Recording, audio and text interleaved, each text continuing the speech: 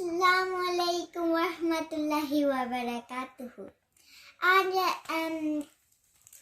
पहले पारे के फर्स्ट पेज के खोले और मैं आपको सूरत का तर्जुमा उर्दू में बताऊंगी।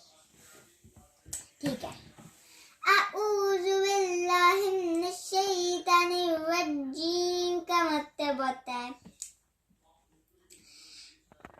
मैं पनाह मांगती हूँ अल्लाह की शैतान मर्दूद से। बिस्मिल्लाहिर्रहमानिर्रहीम। मैं शुरू करती हूँ अल्लाह के नाम से जो बड़ा मेहरबान और प्यार करने वाला है। अल्हम्दुलिल्लाहि रब्बिल आलमीन का मतलब होता है सारी तारीफें अल्लाह के लिए है, वह सारी जहां का मालिक है। अर्रहमानिर्रहीम जो बड़ा रहम और प्यार करने वाला है।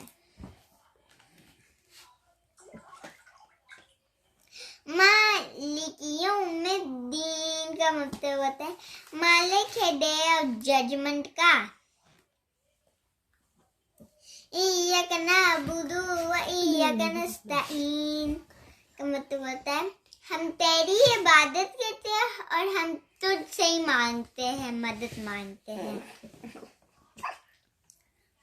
इहदिनस सिरातल मुस्तकीम हमें सीधे रास्ते पर चला। सिरातल लज़ीना अनअमता अलैहिम का मतलब होता है हमें उस रास्ते पर चला जिस पर तुमने इनाम दिया हुआ है। जय